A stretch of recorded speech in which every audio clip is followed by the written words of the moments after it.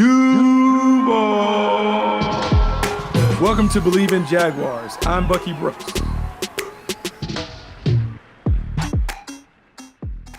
What's up, Duval? It's your favorite Jag, Bucky Brooks, and this is Bleav In Jaguars, a podcast dedicated to the Jacksonville Jaguars. All things Jags we are discussing. Hope everyone had a great 4th of July week and weekend. And now we're back at it. We got a couple weeks before training camp kicks off. And so what we want to do today is kind of dig into some of the reading material that I've been able to go over the last couple weeks where they've talked about the Jags and where the Jags fit in the landscape of the AFC. But before I get into that, let's send a shout out to our sponsor. Bet Online is the number one source for all of your sports betting needs this season. From baseball, golf, soccer, right to the top fights in UFC, MMA, and boxing. Every stat, every matchup, and even live odds and spreads while games are being played. When the game is over, head on over to our online casino and get in on a game of blackjack or poker or unwind on one of our over 150 slot games. Head over to the website today to get in on the action. Use promo code BLEAV, BLEAV, for your 50% free bet credit on your first deposit up to $250. Bet Online, the game starts here. And since the game starts here, let's talk about the game that everyone is talking about, and that is trying to predict who are going to be the teams that represent the AFC in the postseason. My buddy, Randy Mueller, former general manager for a long time in the National Football League, executive of the year in 2000, penned an article on The Atlantic where he was kind of predict the middle class. He talked about there's 6 teams at the top of the AFC, and then it's a muddled middle where there are a bunch of teams in that next tier and who is going to emerge as the AFC's middle class. And what I love about Randy is Randy's a guy who spent a lot of time in the league. He gives great opinions when it comes to his analysis on the league, and he does it from a perspective that, look, is reared in experience as a team builder, as a successful drafter and guy who has not only acquired top talent, but put together top teams. I love his thoughts and opinion. And I think it's really, really interesting when I dug into this article that appeared like June 13th in The Atlantic, where he was talking about the AFC's middle class. And per Randy, he talked about there's 6 teams that are projected to be at the top. And he used some of the projected win totals from like the casinos and the books in Vegas. And so it made sense. And so in no particular order, the 6 teams that Vegas and the prognosticators feel like are going to be the top 6 in the AFC are as follows: Kansas City Chiefs, Baltimore Ravens, the Buffalo Bills, the Cincinnati Bengals, the Houston Texans, and the Miami Dolphins. Each of those teams are projected to win 10 or more games, according to the books, kind of projecting out their season. And so with those 6 teams, there's this huge tier, the next tier teams that people are trying to figure out who is going to crack into that top tier. Because one thing that we do know is whatever's projected doesn't necessarily play out in reality when it comes to all of those teams. And so the next tier of teams that are in that clump, the Cleveland Browns, the Pittsburgh Steelers, the Jacksonville Jaguars, the LA Chargers, the New York Jets, and the Denver Broncos. Now, I'm surprised to see the Broncos there. But those 6 teams, when we talk about it, Cleveland, Pittsburgh, Jacksonville, Chargers, Jets, and Denver, I feel good about the Jaguars' chances in terms of coming out on top of that next tier. In fact, I feel really good about the Jags' chances of eventually being the team that represents the AFC South when we get to the postseason. Now, let's dig into why the Jaguars have a great chance to kind of come out of that group and really emerge as one of the top 5 teams in the AFC. Mueller, said in the article, when you read the article, he said, look, man, this is the most talented team of the group. But he also felt like they were the most enigmatic team of the group because of the inconsistency and the unpredictability of how this team will perform based on last year's run. And I understand it. Last year, the team was 8-3. The team fell apart down the stretch, couldn't get it done, should have made it to the postseason based on where they started, but they just didn't finish the deal. One of the reasons why they didn't finish the deal is 30 turnovers in 2023, like 5th most in the league, way too much, too many giveaways, hard to overcome those many self-inflicted mistakes and win at a high level, particularly when the turnover battle is the number one predictor of success in the National Football League. The other thing that really plagued the Jaguars, particularly on offense, and look, third down, red zone. Third down situations didn't perform up to task. Red zone didn't score enough touchdowns, had to settle for field goals, or just blown opportunities when you're in the red zone. And when you look at how you win games, it's really dominating those categories: turnover margin, winning on third down, and then dominating the red zone area. You got to score touchdowns. You can't settle for field goals. If you kick field goals instead of scoring touchdowns, you're going to lose games in the end, because most games in this league are decided by one score. 8 points or fewer is typically the margin in every game in the National Football League. So when you leave points on the field, you really open yourself up to lose a lot of close games. We saw that last year. Team left points on the field. Ultimately, they were caught in the end and didn't get it done. This year, you can tell that the emphasis from the Jaguars is about, hey man, let's just play better. Let's just focus on the things that we can do, the little things, the small things that we can do to be a better team. There's a great baseball manager, Joe Madden, who managed a bunch of different teams in the majors, but led the Chicago Cubs to a World Series title. And one of the things that he talked about when he got that team over the hump is do simple better.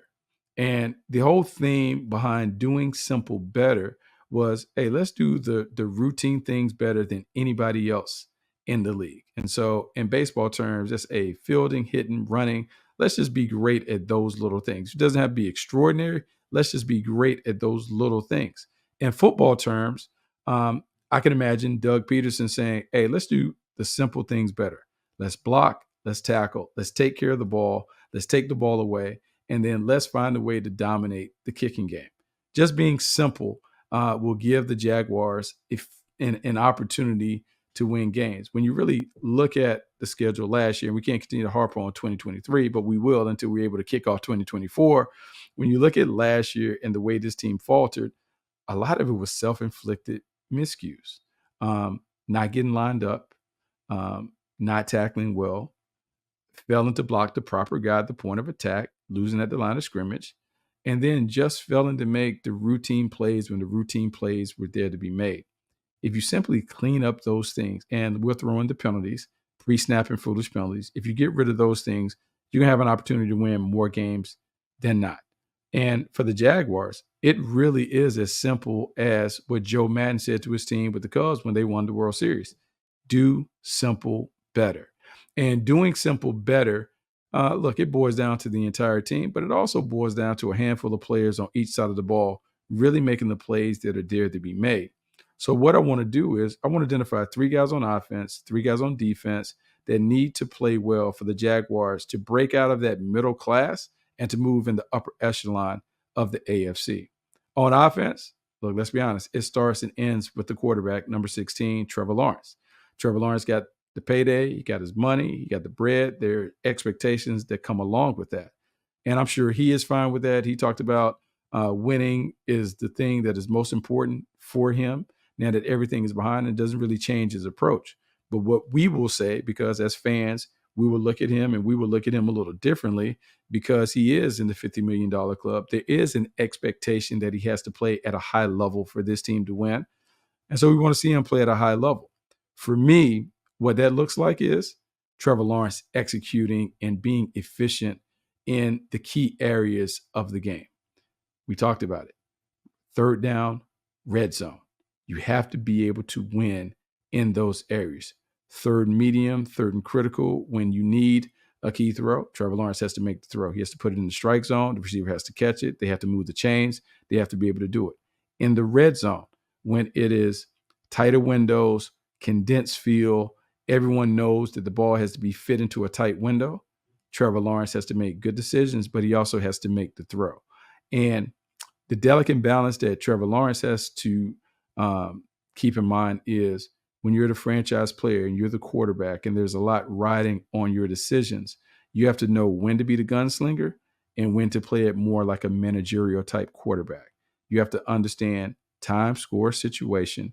You have to understand the circumstances that surround this this red zone situation, and you have to make decisions that always put the Jaguars in the best position. Sometimes the best decision is to throw the ball into the stands. Another time the decision is to tuck it and run. Another time it may be, hey, I got to fit this ball into a tight window because we have to have these points right now. Trevor Lawrence has done a really good job under Doug Peterson's watch. We have seen the improvement that he's made in each of the 2 years that he's been under Doug Peterson.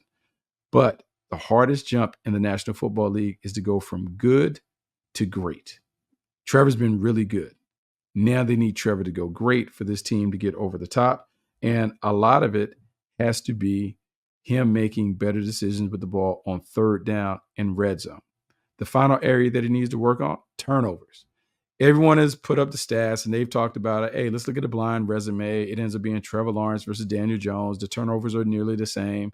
The completion percentage and all that stuff is nearly the same. And so people have said maybe Trevor's a little overrated in that vein. I would say that if Trevor wants to move out of that category and go to the special category where we're talking about Trevor being included in the top 5, the number one area that he has to improve, turnovers. And for me, the magic number is 10. If Trevor Lawrence has 10 or fewer turnovers, particularly interceptions, the Jaguars are in line to have a great season, and he is in line to be considered one of the top 5 quarterbacks in the league. If he reduces his turnovers and simply is the efficient, effective player that he has been at times for most of his time under Doug Peterson, the Jaguars are in great shape. But the number to watch is 10. 10 turnovers or fewer, the Jaguars not only win the division, the Jaguars make noise in the postseason. That's what we're looking for from number 16. Second most important player on offense, Gabe Davis. Gabe Davis comes over from the Buffalo Bills. He's a big play specialist. He's stepping into the role that went to Calvin Ridley a season ago. Calvin Ridley, had 1,000 yards, had 8 touchdowns. Even though some would say it was an up and down roller coaster ride with him being the quasi number 1 receiver, Gabe Davis must give the Jaguars some of what Calvin Ridley gave the Jaguars a season ago. I would say that the big plays need to be a big part of the equation when it comes to Gabe Davis. The pecking order is clearly established in Jacksonville in terms of who the number 1 receiver is. I would say there are 2 guys who are splitting the number 1 receiver role. That would be Christian Kirk and Evan Ingram. In any particular order, 1A, 1B, this offense is at its best when it operates inside out. When the ball goes to the guys working over the middle of the field, Kirk and Ingram, it makes it easier for the playmakers outside to create big plays. But for those guys to be effective inside, you have to be able to threaten the outside and deep parts of the field. That's where Gabe Davis comes into play. 27 touchdowns in his career with the Buffalo Bills. Every season for the Buffalo Bills, he had at least 6 touchdowns. That is consistent production from a big-time playmaker. Averaged over 16 yards a catch throughout his time with the Buffalo Bills. So when you look at the explosive plays are passes 20 or more yards. To average over 16 yards per catch, you have to have a lot of explosive plays. The Jaguars simply need Gabe Davis to be who he has been when he was with the Buffalo Bills. Big play specialist who dominates in the red zone and gives you a handful of splash plays down the field as a vertical threat. If he does that, he opens up the field for Evan Ingram and Christian Kirk, and this offense begins to operate and move a little bit like that offense worked in 2022 when Marvin Jones was on the field with Zay Jones, and this offense was balanced, it was dynamic, it was fun to watch, and you really couldn't figure out a way to stop it. So my eyes are really on Gabe Davis and what he's able to provide as, look, we'll call him the number 2 receiver, but I will more so call him the big play specialist who has to dominate on the perimeter for this offense to work. To me, a good season from Gabe Davis. We're talking about 45 to 50 catches. We're talking about his normal stat line from the Buffalo Bills where he has 6 or more touchdowns. And then if his average is at 16 or more, just like he's done with the Buffalo Bills, this offense is rolling. This offense will be operating at a high level, and Christian Kirk and Evan Ingram will dominate because defenses have to be wary of the big play threat that Gabe Davis has established himself in Jacksonville. He does that. This offense is exactly on track and is exactly what we want to see from the Jags in 2024. The third player that we really want to watch, it's going to be Mitch Morse. in the center of this offensive line. There was a lot of conversation throughout the season last year about Luke Fortner and his struggles at the point of attack.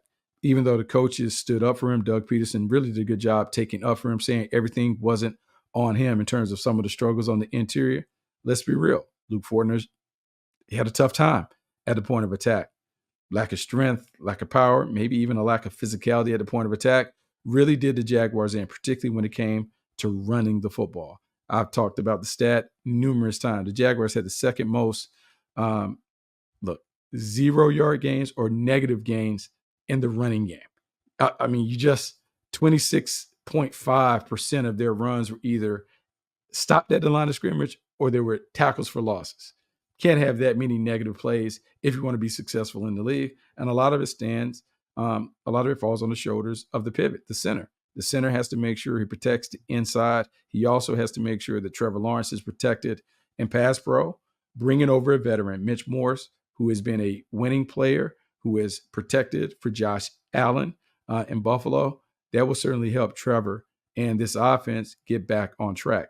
The other thing about Mitch Morse coming on board, Brandon Sheriff has struggled as he's declined in reaching the twilight of his career as a player.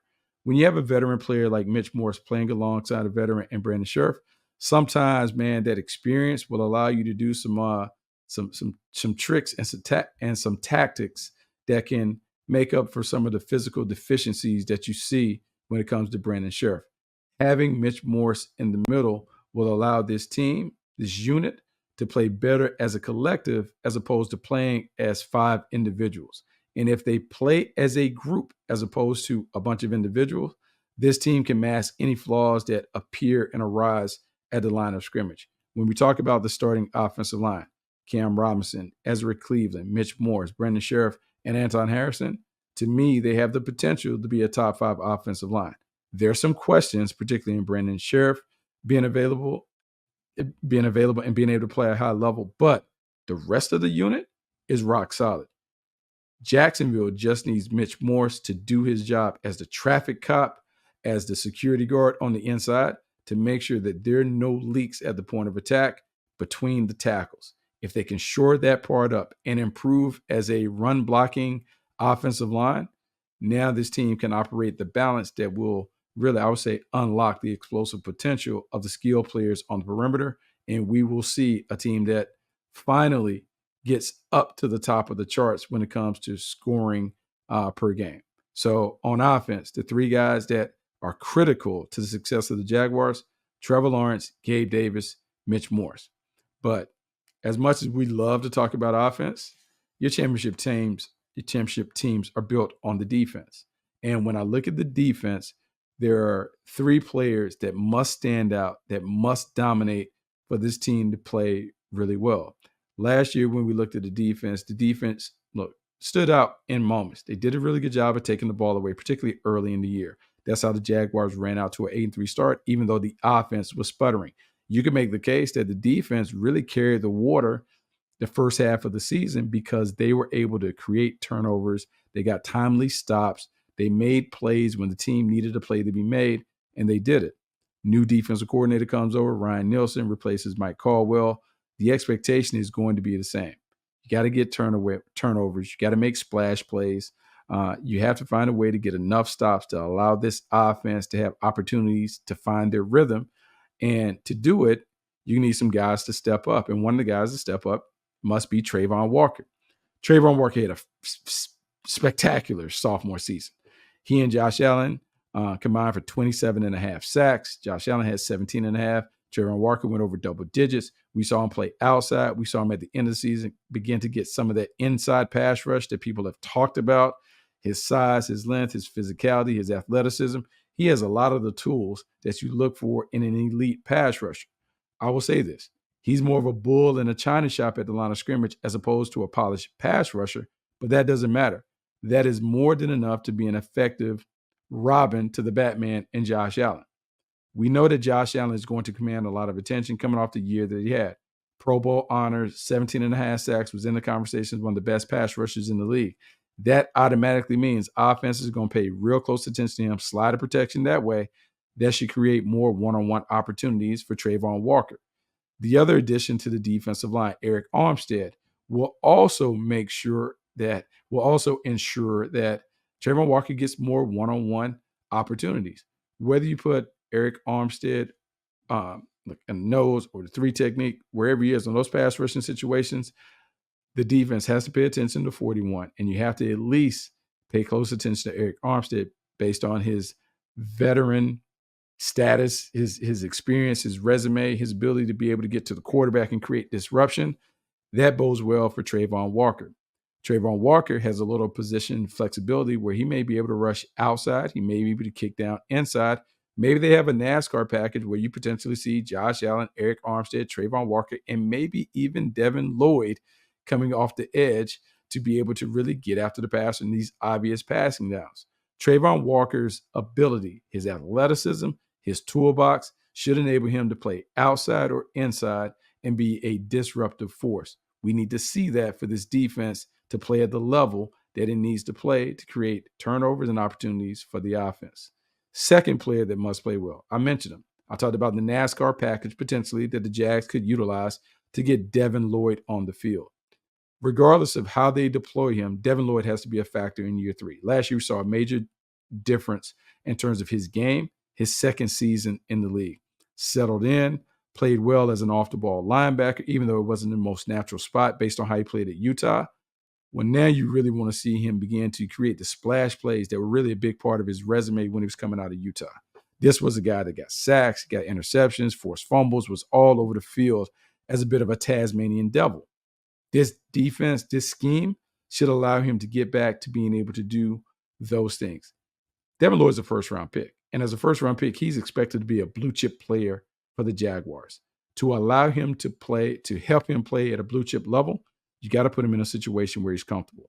And it appears that the Jags are finally going to give him an opportunity to be very comfortable. We've seen him line up at times over the tight end as a Sam linebacker. We've seen him still play some of the things that he did early in his career as an off-ball linebacker.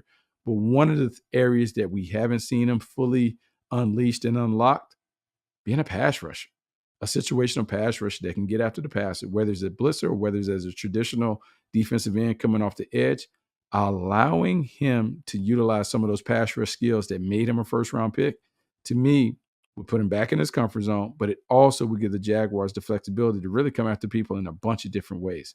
Devin Lloyd has to be a big part of the equation. Sacks, tackles for loss, turnovers, those splash plays have to be a big part of his resume in 2024. Devin Lloyd, big-time player. The final guy that has to play a role on this defense, for this defense to be special and to help the Jaguars break out of the middle class and move into the upper echelon of the AFC, is going to be Tyson Campbell. Tyson Campbell is the Jaguars' number one corner. And we can debate whether he's a true number one, whether he deserves to be in the conversation with some of the top corners in the league. He has to prove it and put it down between the lines. I will say, intensely competitive player, a guy who has the length and the tools to be a really good high-end corner, but has to put it together consistently. He also has to do it in a system that is going to play to his strengths as a man-to-man corner. When you watched him at Georgia, didn't have a lot of interceptions, a lot of breakups and those things because his back was always to the quarterback because he played man-to-man.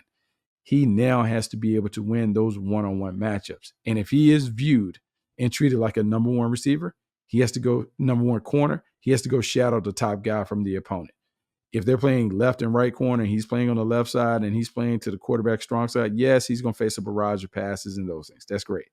But if he is a true number one, he is going to have to snuff out some of the top receivers in this division to give the Jags a chance. And when we think about the top receivers in this division, let's just rattle off some of the names.